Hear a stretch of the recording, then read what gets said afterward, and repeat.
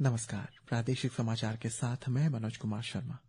प्रधानमंत्री नरेंद्र मोदी ने आंध्र प्रदेश के विशाख रिफाइनरी में हिंदुस्तान पेट्रोलियम कॉर्पोरेशन लिमिटेड की रेजिड्यू अपग्रेडेशन फैसिलिटी के सफल कमीशनिंग की सराहना की।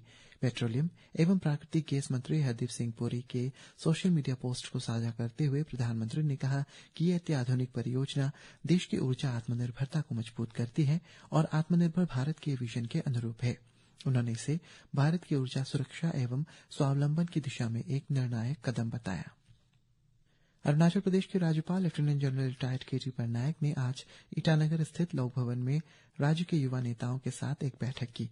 इस अवसर पर उन्होंने राष्ट्रीय राजधानी में आयोजित होने वाले 29वें राष्ट्रीय युवा महोत्सव में भाग लेने के लिए युवाओं को हरी झंडी दिखाकर रवाना भी किया। उन्होंने युवाओं से आह्वान किया है कि वे देश और वैश्विक मंचों पर अरुणाचल प्रदेश की एक सकारात्मक, आत्मविश्वासी और प्रगतिशील छवि प्रस्तुत करें। राज्यपाल ने युवाओं को विकसित भारत रोजगार एवं आजीविका मिशन ग्रामीण विकसित भारत जी रामजी अधिनियम 2025 के बारे में भी जानकारी प्रदान की। उन्होंने इसे ग्रामीण आजीविका को सशक्त बनाने की दिशा में एक ऐतिहासिक और दूरदर्शी सुधार बताया। उन्होंने कहा कि ये पहल विकसित भारत 2047 के राष्ट्रीय विजन के अनुरूप है और गांवों को उत्पादकता, आत्मनिर्भरता तथा समावेशी विकास के केंद्रों में बदलने की अपार क्षमता रखती है। इससे पहले राज्य सरकार के युवा मामलों के सचिव आबू तायंग ने राज्यपाल को राष्ट्रीय युवा महोत्सव के उद्देश्यों, गतिविधियों एवं व्यापक दृष्टिकोण का परिचय दिया। मुख्यमंत्री पेमा खांडू ने कहा है कि राज्य सरकार ने लाता सार्ली सीमांत राजमार्ग से जुड़े भूमि मुआवजा मामले की पुनः समीक्षा के लिए एक समिति का गठन किया है और इस संबंध में मामला पहले ही भ्रष्टाचार निरोधक ब्यूरो यानी एंटी करप्शन ब्यूरो के दर्ज किया जा चुकी है।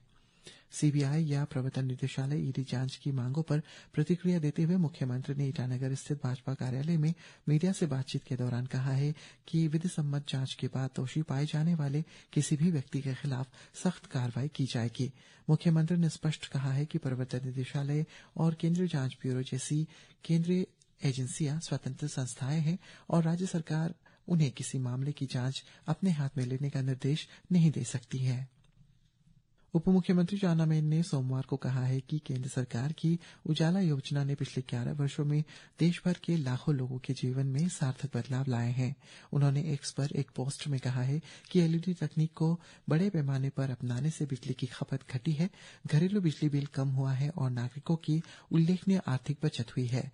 श्री मेन ने कहा है कि इस योजना से कार्बन उत्सर्जन में कमी आई है, जिससे पर्यावरण को भी लाभ पहुंचा है। राज्य के मत्स्य पालन मंत्री गैब्रियल दिवांगसू ने पहाड़ी और सीमावर्ती राज्यों में शीत जल मत्स्य पालन को बढ़ावा देने के लिए एक विशेष नीति की आवश्यकता पर जोर दिया। हैदराबाद में राष्ट्रीय मत्स्य विकास बोर्ड की 12वीं गवर्निंग बॉडी बैठक को संबोधित करते हुए उन्होंने मिशन अमृत सरोवर को मत्स्य गतिविधियों से जोड़ने के प्रस्ताव का समर्थन किया। उन्होंने कहा है कि इससे अंतर्देशीय मछली उत्पादन बढ़ेगा और ग्रामीण समुदायों के लिए अतिरिक्त आय के अवसर भी पैदा होंगे। राज्य भर में तागिन समुदाय द्वारा सिदोनी हीलो पर्व पारंपरिक उत्साह और धार्मिक आस्था के साथ मनाया गया।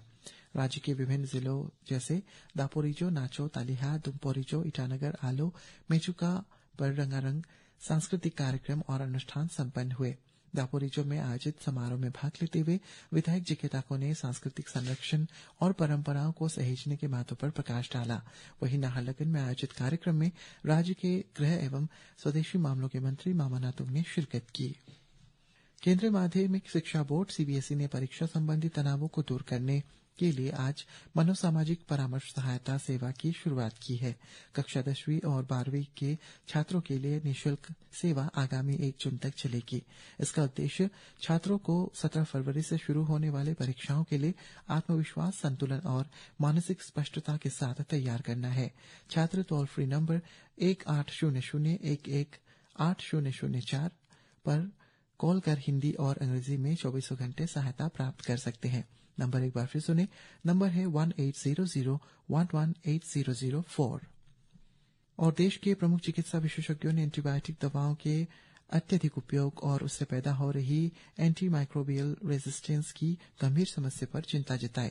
मन की बात कार्यक्रम में प्रधानमंत्री नरेंद्र मोदी ने भी लोगों से डॉक्टर की सलाह के बिना एंटीबायोटिक्स लेने से बचने की अपील की थी। इसी के साथ ये समाचार बुलेटिन समाप्त हुआ। नमस्कार।